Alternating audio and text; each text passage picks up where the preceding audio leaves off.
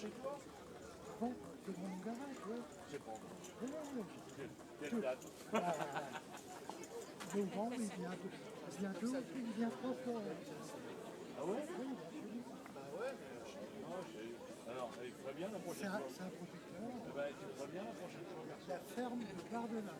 Oui, bah écoute, c'est bien de me le dire, mais préviens-moi. Ah oui, non, mais ça, maintenant, je sais. Ah bah, J'amènerai la pub. bah attends, si c'est à ma table, je vais te dire une chose, bon, et ventre à terre, je pense. Ventre à terre.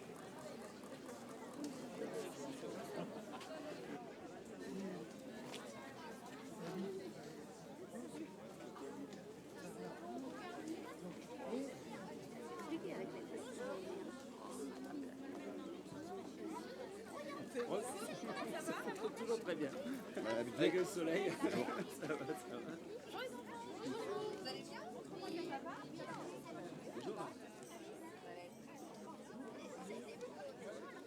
Donc ça change pas. 3, 4 gerbes. Ah oui, il y a la collection.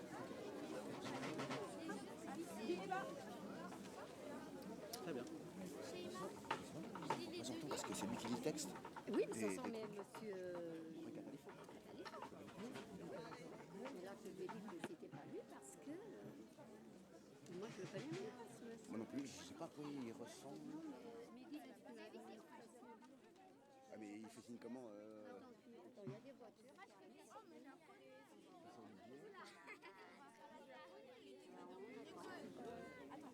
Ah vas-y, je le vois tout. Il est bien là, hein. Je le connais pas. La préfecture. Bah oui, on va passer à la télé. Ouais. Avec le site de la ville.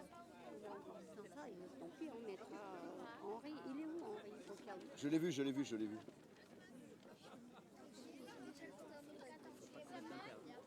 T'as déjà visité l'Assemblée nationale?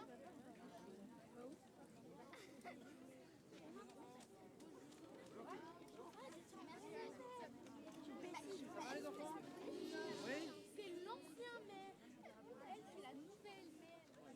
Il a des...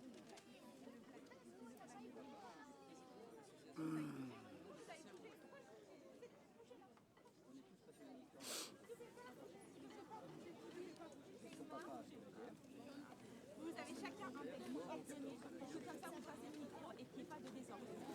Toujours un lien historique. Ça, c'est les trois premières. Non, elle est un peu plus tard. Elle est un tout petit peu plus tard. Ça marche? Très bien, monsieur le maire. Je vous laisse le mettre dans un coin. Ça marche. Ouais, ça roule. Merci à tous. Messieurs, dames, bonjour. Vous annoncez de toute façon. Un petit regard avant de commencer. J'essaie de... Ouais, je suis...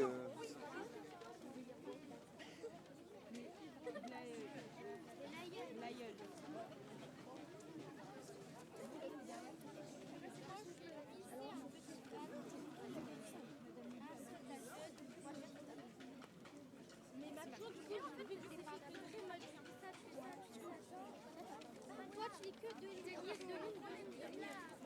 C'est pas la première seconde, et puis c'est pas ça. Vous dites pas lecteur 1, lecteur 2. Ok? Vous dites pas lecteur 1, lecteur 4. J'en ai dit. J'ai appris Est-ce que vous avez compris? Oui, on dit pas lecteur 1. Oui, on dit pas lecteur 1. C'est bon? Merci dans la continuité avec de l'émotion. Ok? Moi, je suis cassée parce que mon frère, il va lire avec. On prend un souffle. On bloque. On explique. Et vous allez gérer. Ok? Et après, on rigole dessus, on fait trop. Oui, ben moi, je l'ai dit, je me souviens, ça fait 20 ans. Alors, faut que je pleure. Non, pleure pas non plus. Il faut, chez Emma, on va laisser un peu de vrai. Ah, ok. Gilet de fille, papa, pour s'engager. Non, ça marche, elle est calme. Mais moi, si tu voulais pas, attention. Donc c'est vous, monsieur, qui ferez la lecture du texte de monsieur le ministre. Très bien.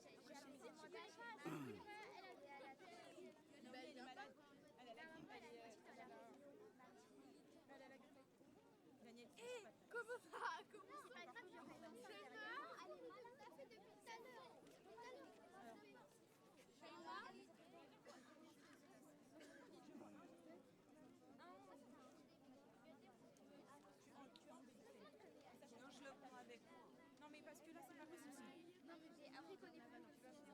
Avec une brassière violette. Faut pas que je revienne.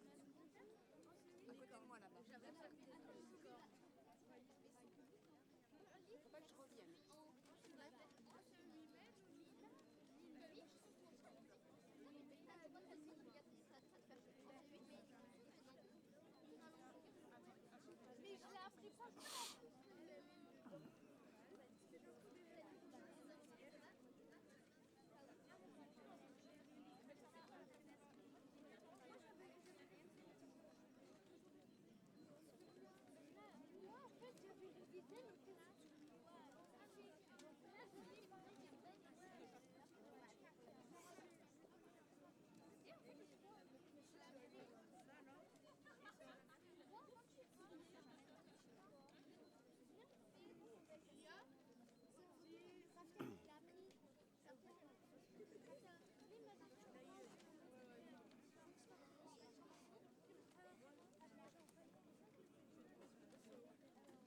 Coucou famille.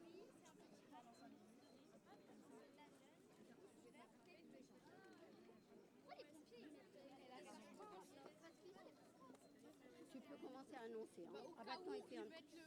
attends, je vais chercher le micro. Vas-y, vas-y. Mais pas du tout, c'est au cas où si on met le feu au monument aux morts. Ça, il y a les... Se faire remarquer dans le sens où quelqu'un s'est pas c'est pour se remarquer. Non, pas du tout. Bah voilà, parce que Au cas où il y a... Ils ont raison.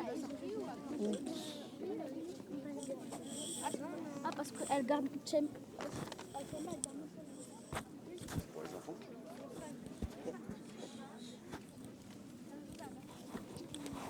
Début de la cérémonie de la commémoration du 80e anniversaire de la victoire du 8 mai 1945. Garde à vous!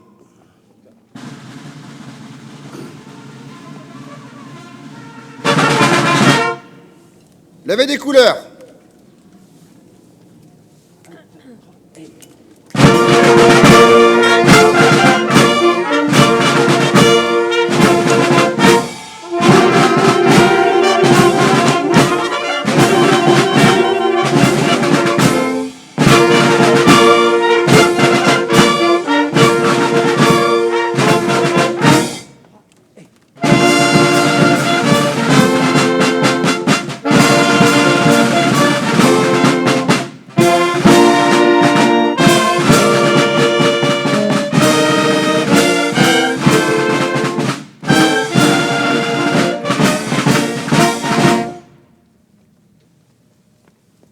Repos.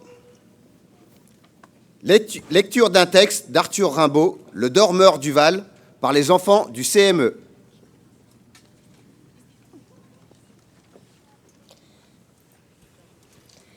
Le 8 mai 1945, la guerre en Europe prenait fin.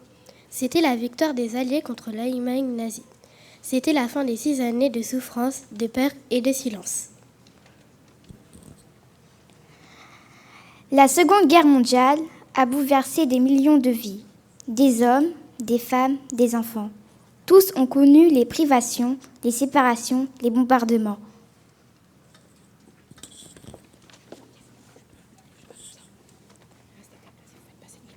Des soldats venus de toute l'Europe, d'Afrique, d'Amérique et d'Asie ont combattu pour la liberté. Beaucoup ne sont jamais rentrés chez eux. Ils reposent loin de leur famille, mais pas loin de notre mémoire. Dans les villes, dans les campagnes, dans les maquis, des résistants se sont levés, refusant l'injustice, défendant la dignité humaine. Nous nous souvenons aussi des victimes civiles, de ceux qui ont été arrêtés, déportés, tués, simplement parce qu'ils étaient juifs, tziganes, homosexuels ou résistants, ne jamais oublier. Le 8 mai est un jour de mémoire, c'est aussi un jour d'engagement pour dire que la paix est précieuse et qu'elle n'est jamais acquise. Aujourd'hui, nous vivons dans un pays libre grâce à celles et ceux qui ont eu le courage de se battre par les armes, par les mots. Ils avaient nos âges parfois, des jeunes gens qui rêvaient d'un avenir et qui ont donné leur vie pour que nous ayons le nôtre. Nous sommes ici pour leur dire merci, merci pour leur bravoure, leur sacrifice, leur humanité. Le monde n'est pas toujours en paix. Mais nous avons le devoir de faire vivre la mémoire et de bâtir chaque jour un monde plus juste, plus fraternel. Se souvenir, ce n'est pas seulement regarder en arrière, c'est aussi agir aujourd'hui pour ne pas répéter les erreurs d'hier. En ce 8 mai, nous nous souvenons, nous allons vous lire le poème suivant. Le dormeur du Val, c'est un trou de verdure où chante une rivière. Accrochant follement aux herbes des haillons d'argent le soleil de la montagne fière. Lui, c'est un petit Val qui mousse de rayons, un soldat jeune, bouche ouverte, tête nue.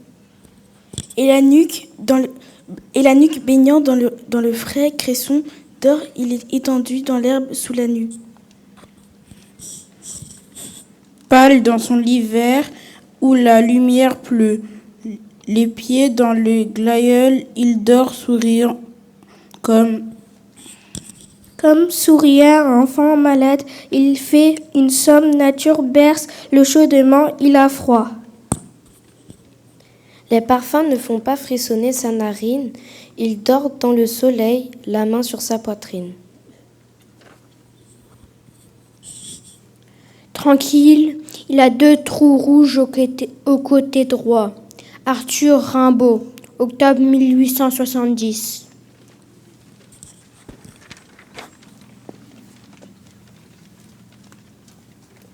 Lecture d'un texte par les enfants de l'association Les Ambassadeurs Juniors de la Paix. Gabriel périt. Un homme est mort qui n'avait pour défense que ses bras ouverts à la vie. Un homme est mort qui n'avait d'autre route que celle où on lait les fusils. Un homme est mort qui continue la lutte contre la mort, contre l'oubli. Car tout ce qu'il voulait, nous le voulions aussi, nous le voulons aujourd'hui, que le bonheur soit la lumière, au fond des yeux, au fond du cœur, et la justice sur la terre. Il y a des mots qui font vivre, et ce sont des mots innocents. Le mot chaleur, le mot confiance. Amour, justice, et le mot liberté, le mot enfant, et le mot gentillesse. Et certains noms de fleurs, et certains noms de fruits, le mot courage et le mot découvrir, et le mot frère et le mot camarade, et certains noms de pays, de villages, et certains noms de femmes et d'amis. Ajoutons-y Péri. Péri est mort pour ce qui nous fait vivre. Tutoyons-le, sa poitrine est trouée, mais grâce à lui, nous nous connaissons mieux. Tutoyons-nous, son espoir est vivant. Paul Éluard au rendez-vous allemand, 1945.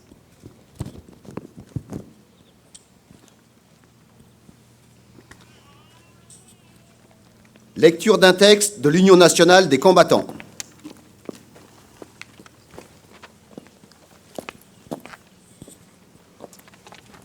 « 8 mai 1945, il y a 80 ans. Depuis le 25 août 1944, Paris est redevenu la capitale de la France. La presque totalité de notre pays et de l'Empire a été libérée. Restent les poches de Lorient et de Saint-Nazaire. L'Indochine est encore sous occupation japonaise. Les Alliés, dont les troupes françaises occupent l'Allemagne nazie. À Berlin, le maréchal Wilhelm Keitel signe l'acte définitif de capitulation devant le représentant des vainqueurs. Le maréchal soviétique Gergij Yukov, le maréchal de l'air britannique Arthur Tedder, le général américain Karl Spaatz et le général Jean Delattre de Tassigny, futur maréchal de France. À Paris, le même jour, le général de Gaulle déclare « La guerre est gagnée, voici la victoire. C'est la victoire des Nations Unies et c'est la victoire de la France. » Prisonniers de guerre, déportés, déplacés, STO, exilés, réfugiés et malgré nous, commencent à rejoindre leur foyer. L'horreur des camps de concentration et d'extermination nazis, ainsi que de la Shoah, apparaît au grand jour. L'heure est au bilan et à la reconstruction. Les mémoires s'affrontent déjà pour le pouvoir, sur fond de légitimité et de lutte politique. L'épuration accentue les clivages. Au niveau mondial, un nouvel ordre se met déjà en place. Saluons aujourd'hui toutes les Françaises et les Français, héros et anonymes de métropole et de l'Empire, qui ont souffert et donné leur vie pour que la France se relève et recouvre sa gloire. N'oublions pas les soldats alliés, les forces françaises libres, les résistants de tous obédience et les nombreux étrangers qui ont contribué à sa libération pour que le pays des Lumières reprenne sa place dans le concert des nations. N'oublions pas les souffrances des familles dont les enfants et les parents ont disparu dans la tourmente de la guerre, celles des populations civiles déplacées, déportées, celles des victimes collatérales des combats, des bombardements, celles des victimes de représailles et de multiples sévices du fait de leur origine ou de leur couleur de peau. Mobilisons-nous, comme nous l'avons fait tout au long des mois passés, pour transmettre aux jeunes générations la mémoire de cette période douloureuse, ainsi que celle de tous ceux qui ont souffert, combattu, résisté et donné leur vie pour notre pays. Ils ont été le levain de ce redressement et de son renouveau. Dans le contexte actuel, restons très vigilants, entretenons esprit de défiance et résilience. Soutenons nos armées. Rappelons-nous les propos de Winston Churchill en 1948, 3 ans seulement après le 8 mai 1945. Ceux qui ne parviennent pas à tirer les leçons de l'histoire sont condamnés à la répéter. Vive la France, vive nos armées. Général de corps aérien Hervé Longuet, président national de l'UNC.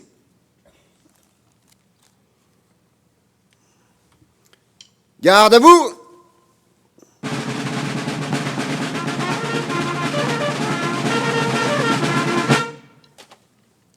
Lecture du message de M. Sébastien Lecornu, ministre des Armées, et de Mme Patricia Miralles, ministre déléguée auprès du ministre des Armées, chargée de la mémoire et des anciens combattants, par M.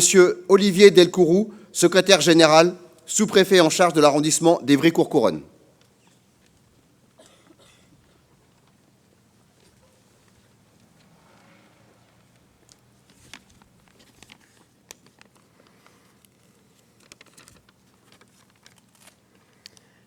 Le 8 mai 1945, quand la nouvelle de la victoire parvint à Paris, le général de Gaulle, qui incarnait la voix de la France libre et combattante, adressa ces mots à la nation. Tandis que les rayons de la gloire font une fois de plus resplendir nos drapeaux, la patrie porte sa pensée et son amour d'abord vers ceux qui sont morts pour elle, ensuite vers ceux qui ont, pour son service, tant combattu et tant souffert. Pas un effort de ces soldats, de ces marins, de ces aviateurs, pas un acte de courage ou d'abnégation de ces fils et de ces filles, pas une souffrance de ces hommes et de ces femmes prisonniers, pas un deuil, pas un sacrifice, pas une larme n'auront été perdus. Le sacrifice pour la victoire avait été immense. Aux soldats morts, blessés, prisonniers, aux résistants foudroyés ou torturés, s'ajoutaient les civils assassinés et déportés, en particulier les Juifs morts dans la Shoah, ainsi que des champs de ruines laissés par le dur combat de la libération. La France était meurtrie, mais un peuple entier avait survécu à l'une des pires épreuves de son histoire grâce au soutien de ses alliés. Le 8 mai 1945, à l'heure de la capitulation allemande, qui allait bientôt être celle de la découverte de l'ampleur des crimes nazis, l'heure était aussi déjà à la reconstruction, pour que jamais ne se reproduisent les erreurs de 1940 et pour que la France renoue avec sa grandeur. C'est dans l'épreuve que se forgent les grandes nations. Et le 8 mai 1945, la France décidait de se choisir un grand destin. Dans l'effervescence de la victoire et pour faire écho aux immenses sacrifices consentis pendant les années de guerre, les Françaises et les Français reprenaient confiance en eux-mêmes. Ils choisissaient de redonner au pays son indépendance, sa puissance et sa prospérité dans un monde où tous les équilibres se redessinaient autour de 2 grandes puissances. Cette ambition a permis de construire un modèle français qui fait notre grandeur et notre fierté dans les domaines militaires, sociaux, scientifiques, industriels, économiques et culturels.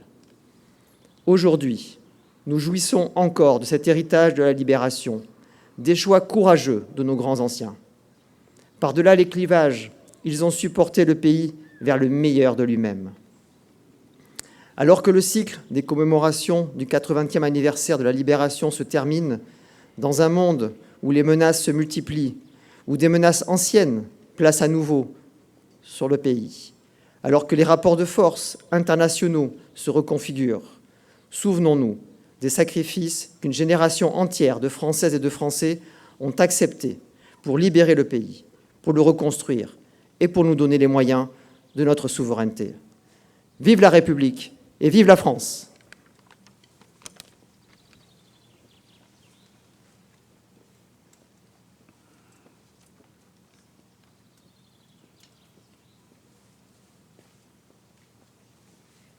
Repos.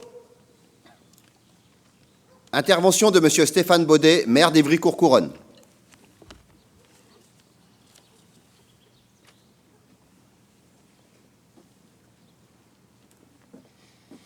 Merci. Chers enfants, le Conseil municipal des enfants, ici maintenant et il y a une heure à Courcouronnes Centre, chers enfants de cette si belle association ambassadrice de la paix, merci d'avoir ramené à nous, en ce jour de mémoire, Gabriel Péry, Arthur Rimbaud et Paul Éluard. Merci du fond du cœur. Merci à nos jeunes sapeurs-pompiers qui nous accompagnent. Merci à la fanfare de Villabé. J'ai évidemment une pensée en cette journée pour nos porte-drapeaux et à travers eux, une pensée pour Liliane, fidèle au poste du haut de ses 88 ans, qui ne pouvait être parmi nous aujourd'hui. 80 ans. Une vie d'homme. Plus de 3 générations, presque 4, semble nous éloigner d'un conflit tant idéologique que guerrier, qui avait dans l'horreur et la démesure des moyens engagés et des destructions physiques et matérielles transcendé tous les superlatifs. Chine, Europe, Asie du Sud-Est, océan Pacifique, océan Atlantique, Afrique, Moyen-Orient, Méditerranée, océan Indien, Amérique au pluriel. Aucun continent ne fut épargné par cette folie guerrière, où chacun prit sa part dans les combats, au gré du déplacement des fronts, des reconquêtes et du retournement des alliances. C'est aujourd'hui le moment d'honorer et de se souvenir de celles et ceux qui ont traversé la nuit pour faire éclore la lumière, de celles et ceux qui ont dissipé les brouillards afin qu'à nouveau, justement, brille la lumière, avec ou sans uniforme, animés par la seule motivation de rendre à la France son honneur et sa gloire, d'instaurer, les mots ont leur importance, un réel ordre nouveau, dont les vecteurs ne sauraient être que la liberté, l'égalité et la fraternité. Et pas seulement en parole, mais bien en acte. Avec la promulgation du manifeste programme du Conseil national de la résistance, représentatif de l'ensemble de celles et ceux qui avaient, dans la clandestinité et la répression, fait profession de redonner à la République sa grandeur. Les jours heureux allaient offrir au peuple de France un nouveau départ vers une société plus libre, plus équitable, sociale et démocratique. Le 21 avril 1944, une ordonnance du général de Gaulle prise à Alger proclame « Les femmes sont électrices et éligibles dans les mêmes conditions que les hommes ». Le 29 avril 1945, aux élections municipales, c'est chose faite. Dans notre département, qui n'est pas encore l'Essonne, à Montgeron, Joseph E. Jacquiot devient l'une des premières mairesses de France. Le monde change. Le monde se transforme. Pressé qu'il est d'oublier horreur et destruction et de se lancer vers un avenir de développement et de progrès, de tourner la page d'un monde d'exclusion et de destruction. Nous savons malheureusement, ça vient d'être dit, avec le recul, qu'il n'en est finalement rien. À peine, justement, la page tournée du conflit mondial, le monde se déchire en 2 blocs. Les anciens alliés deviennent concurrents, ennemis même, dans une planète où un rideau de fer partage l'Europe et une série de conflits rythment les rapports Est-Ouest dans une frénésie de pouvoir. À 2h41, le 7 mai 1945, est signée dans une salle du Collège technique et moderne de Reims la reddition sans condition des forces allemandes, mettant fin à plus de 6 années de combat. Puis la capitulation, le 8 mai à 22h43 à Berlin. Foudroyée en 1940, la France se tient aux côtés des Alliés et le maréchal de Lattre paraphe l'acte de reddition. Les armées françaises ont pénétré au cœur de l'Allemagne et poursuivi l'adversaire jusqu'à ses refuges alpins. L'ordre du jour, numéro 9, proclame « Le jour de la victoire est arrivé ». Mais quelle victoire! Un territoire ravagé, une économie sinistrée, 567 000 morts, 217 600 militaires, 350 000 civils. Tel est le premier bilan de cette victoire de mai. C'est sans compter un pays fracturé, où plus de 100 000 collaborateurs, à tous les niveaux, ont fait appliquer, avec zèle et terreur, la politique de soumission imposée par l'occupant et ont été les courroies de transmission de la délation, de la dénonciation, de la répression la plus sauvage et la plus aveugle. Ce second conflit mondial demeurera celui des superlatifs dans l'horreur et la monstruosité des moyens militaires, civils, économiques et industriels mis en œuvre pour détruire toute humanité. L'imaginaire mondial continue d'être marqué par la concrétisation du crime de masse et la révélation des camps de la mort, machine déshumanisante d'extermination. L'ombre de la nuit et du brouillard continue de peser sur la conscience humaine. Le monde, celui de la justice et du droit, à Nuremberg, sur les lieux mêmes de la mise en scène de l'hérésie nationale-socialiste, offrira aux victimes une tribune pour tenter d'apporter une juste réparation aux crimes commis, pour éclairer le monde sur la réalité d'un régime autoritaire, structuré autour d'une parole unique, au profit de l'hégémonie de quelques-uns et de la destruction programmée de l'ensemble des êtres humains déclarés non conformes à l'image fantasmée d'un homme nouveau et pur. Chers amis, l'occupation pour nos concitoyens d'Évry et de Courcouronnes, à l'image de l'ensemble de la France, est une réalité quotidienne. La réquisition de logements à quelques pas d'ici, privés et publics, afin de loger les soldats de l'armée d'occupation, s'applique avec force. La convention d'armistice, de ce triste armistice, du 22 juin 1940, en son article 18, précisait « Les frais d'entretien des troupes d'occupation allemandes sur le territoire français seront à la charge du gouvernement français ». Cette clause est conforme à la Convention de La Haye du 18 octobre 1907, dont l'article 52 indiquait « Des réquisitions en nature et des services ne pourront être réclamées des communes et des habitants que pour les besoins de l'armée d'occupation. Ils seront en rapport avec les ressources du pays. » En l'espèce, ces deux villages qui vont constituer notre ville d'aujourd'hui n'échappent pas à cette règle. Il faut entretenir, loger et nourrir cette armée d'occupation. En plus de la privation de libertés essentielles, de la liberté de circuler, il faut subir au quotidien l'éviction au profit de l'occupant. Évry, village d'à peine 1000 âmes, est par essence et depuis longtemps un lieu de villégiature où fleurissent demeures de charme et châteaux. Ici même, derrière et devant nous, à quelques pas de notre monument aux morts, dans ce qui est alors le cœur du village, les familles Lacombe et Durieux se voient rue de Seine, dans l'obligation de céder leur demeure et se réfugier dans la ferme plus bas, au bord du fleuve. Chacun connaît ses habitations, issues d'une même propriété où, pour l'anecdote, réside aujourd'hui notre ami Jean-Claude Drouot. Nous passerons devant tout à l'heure. Ainsi en est-il également de la famille Petit, qui doit céder le Saut du Loup pour y héberger des officiers, ou du château des Tourelles, qui loge les sous-mariniers et sert de réserve alimentaire à l'occupant. Ou encore de la Folie Barbeau et ses dépendances, du château de Beauvoir. Des châteaux aujourd'hui disparus, de Petit-Bourg, des Mousseaux ou de la Grange-Felouis.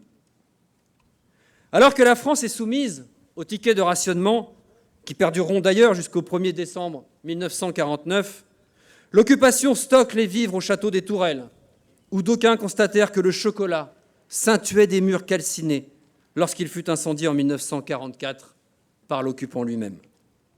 Cette occupation est aussi une prédation. La ferme du Bois-Briard est mise en coupe réglée par l'occupant et l'ensemble des récoltes part en Allemagne. Monsieur Martins, en plus de voir sa maison occupée, là où vivait notre mémoire courcouronnaise, ma vieille et fidèle amie aujourd'hui disparue, Denise Trouvé, voit ses fruits et légumes réquisitionnés au profit de l'armée d'occupation. Depuis la maison Laillélon, où s'est installée la commandature, partent aussi les récoltes, et les familles Bior, Jouret, Moret, Parquet et Le Tien sont également soumises à cet accueil forcé. Ce drôle de balancement, entre temps de silence et temps de lutte, face à cette occupation au quotidien, n'est pas sans rappeler ce silence de la mer, œuvre unique que je vous invite à lire et relire encore, dont Vercors, en 1942, écrit le récit et dont les éditions de Minuit, créées pour la circonstance, assurent la diffusion dans la clandestinité. Plus de 80 ans après sa publication, ce texte demeure une boussole, une référence pour les âmes en quête d'absolu. Le gouvernement provisoire de la République, en avril 1945, procède lui aussi à des réquisitions. En plein cœur de Paris, rive gauche, l'hôtel Lutetia, puis 4 hôtels environnants, débarrassés de leurs occupants allemands, vont accueillir 18 000 déportés de retour des camps sur les 66 000 rescapés. 166 000 déportés, raciaux comme politiques, ont subi les affres de cette déportation. 100 000 ne reviendront pas. Ils sont associés dans leur sacrifice à cette victoire de mai, maillon incontournable d'une France au combat, qui pousse jusqu'au sacrifice la lutte pour faire ressurgir la République. Il y a 80 ans, l'espoir d'un monde nouveau, débarrassé des scories du totalitarisme aveugle, naissait. Une économie florissante devait soutenir une démocratie en reconstruction et faire éclore une société juste et partenariale.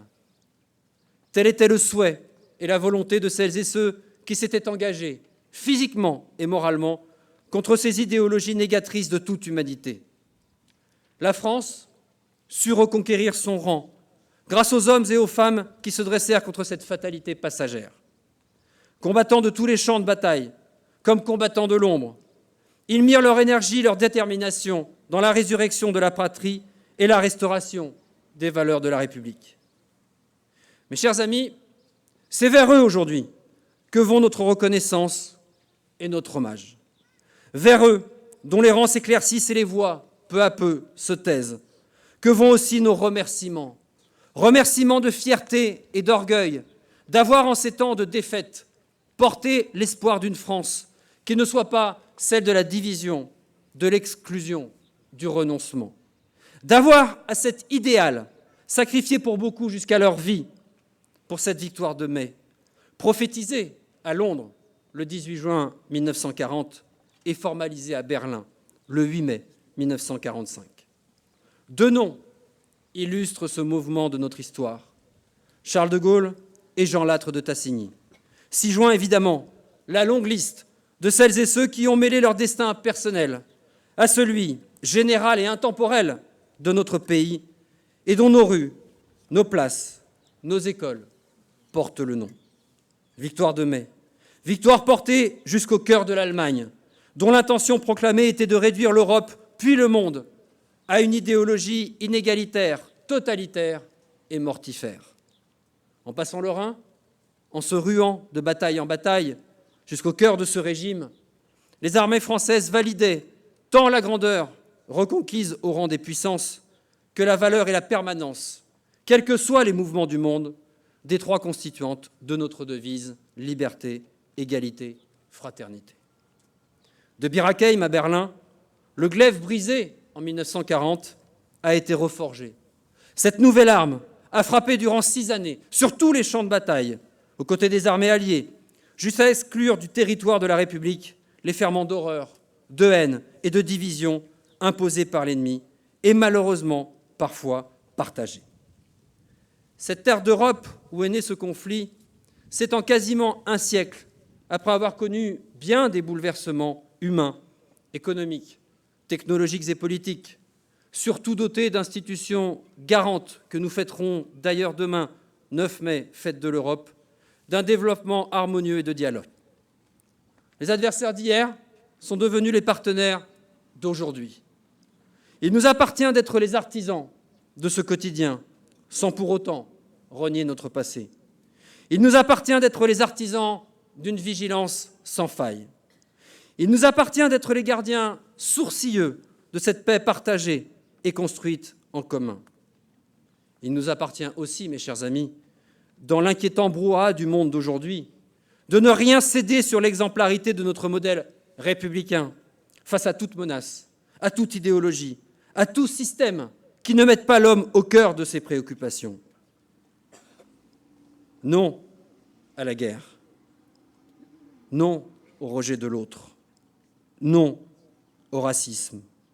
Oui à un monde ouvert. Oui à un monde de paix, dans le partage et dans la concorde. Tel est le sens de ce 8 mai. Tel est le message des acteurs de cette période. Tel est l'engagement qu'il nous appartient de tenir pour eux et de transmettre aux générations de demain. Vive la République, vive la France.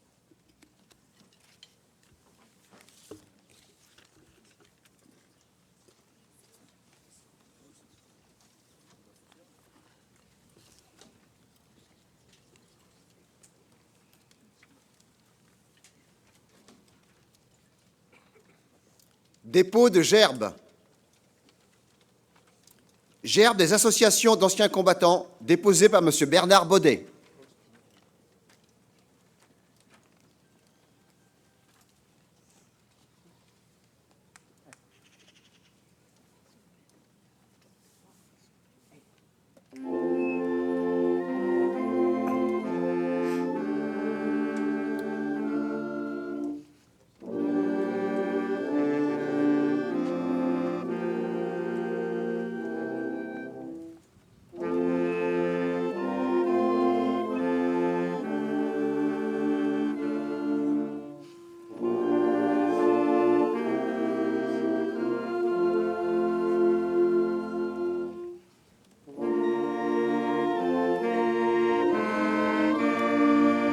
Gerbe du Conseil départemental, déposé par Mme Sandrine Chaumont et M. Pascal Chatagnon.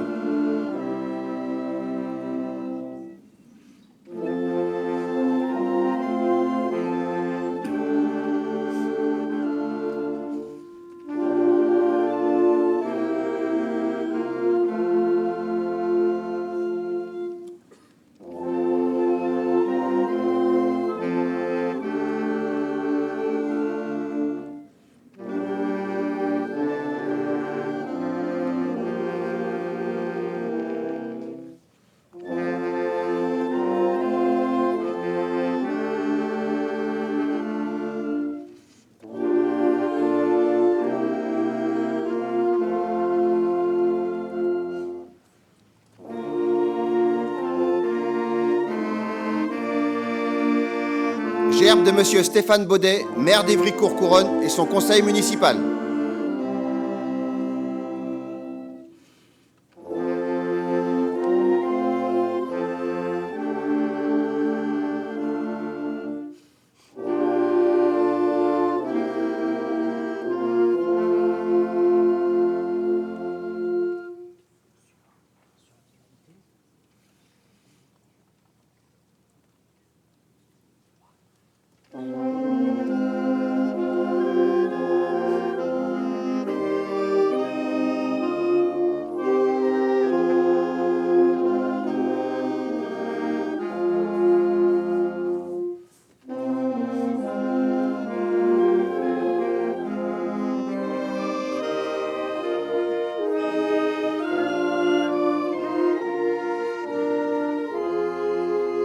Gerbe de Madame Farida Amrani, députée de l'Essonne.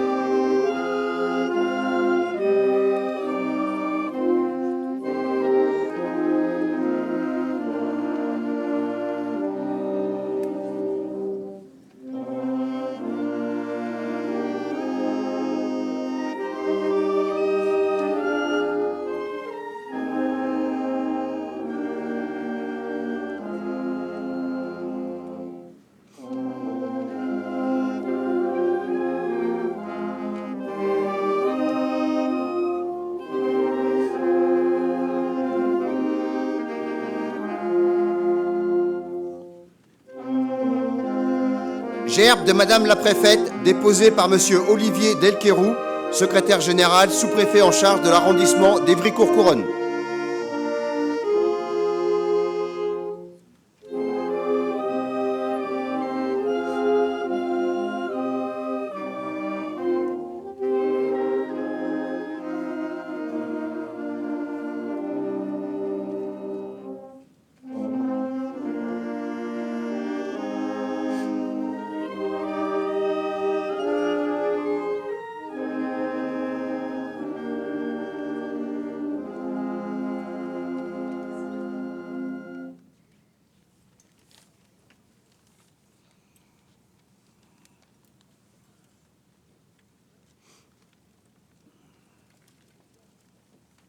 Garde à vous!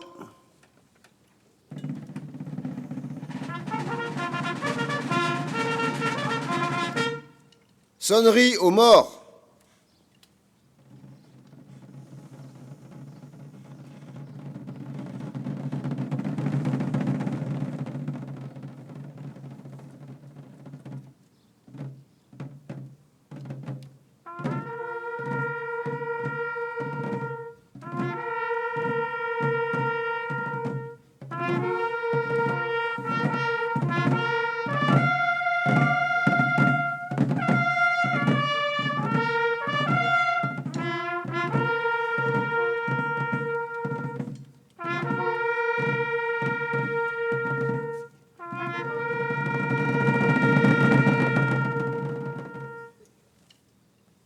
Minute de silence.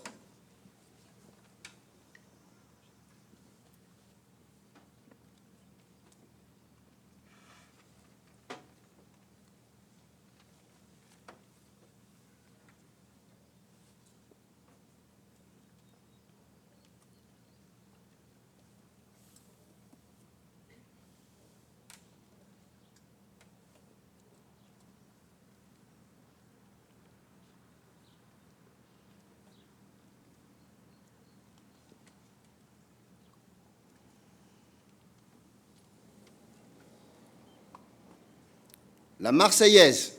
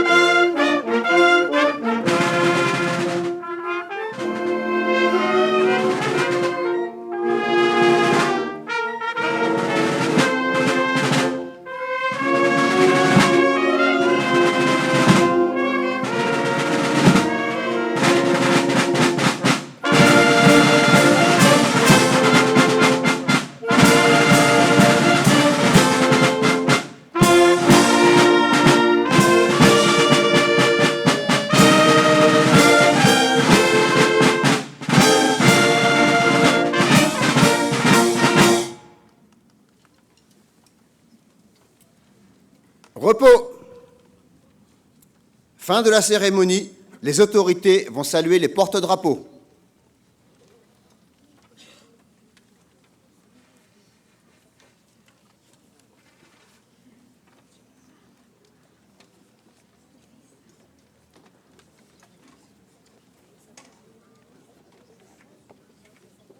À l'issue, les participants à cette cérémonie sont invités à partir en cortège, accompagnés par l'harmonie de Villabé, afin de rejoindre le foyer club.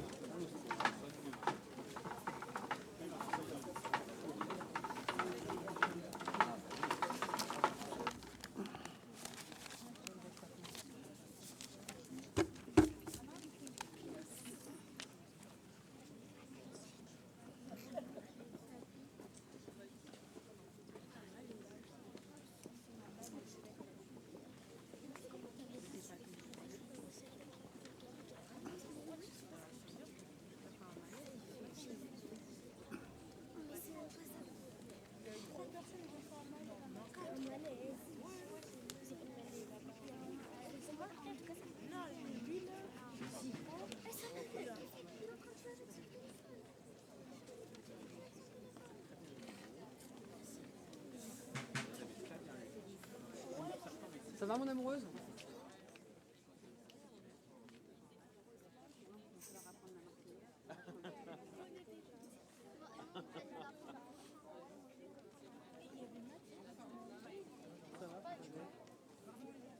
Bravo à vous, c'était super. On va faire Bravo. une photo, les enfants.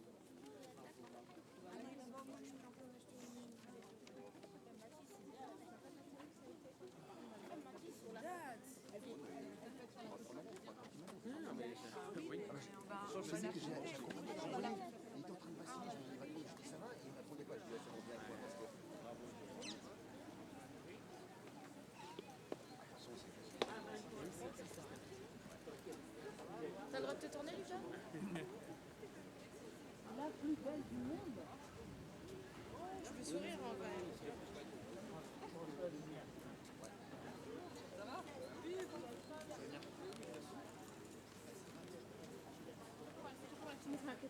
Et après, ça peut arriver.